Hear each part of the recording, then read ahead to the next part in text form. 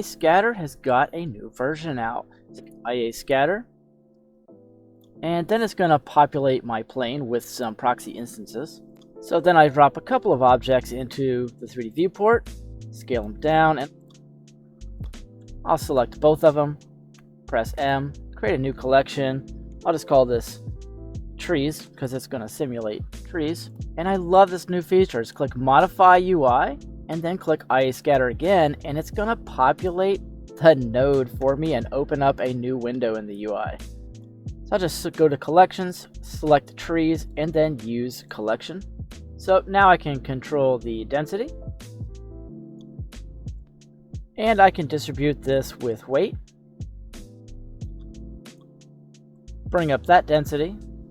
Then I can reset the scale. Maybe go with something just a little bit smaller. And now I love this part. You can come down and use proxy instances. And I can bring the density to something really crazy. Like, let's do 20,000. And it still works.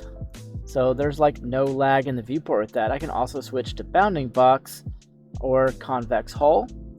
You can also use camera culling. Set a minimum distance.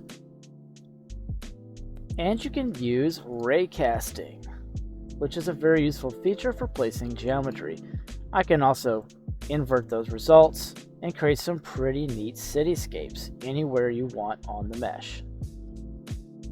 Then one of those next things you notice is your geometry is halfway through the mesh. All you'd have to do is go up and select the cube and hit reset to lowest position, and it'll change the origin point for every instance.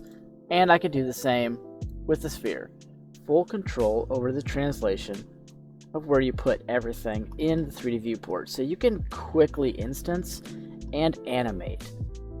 And if I want, I can turn on the simple win, add a little bit of strength, hit play, and animate the entire thing. With an entire list of fully customizable settings and 2 different wind speeds with different scales and different strengths, you can create a massive amount of effects. Also, just like in Blender, you can hit I in any one of these and animate them for some extra cool. Also, I can add in a second group with a different collection and tie it in so that I can have some other results.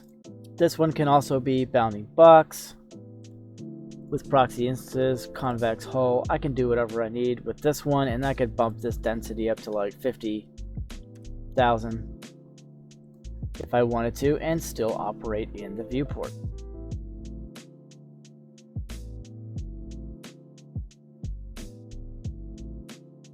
Make sure you select to lower the viewport density, and you can pretty much put in any value you wish.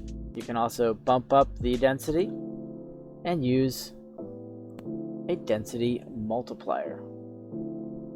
These are just the major features, as you're able to use textures to place the geometry, custom rotations, a texture and weight effect scale,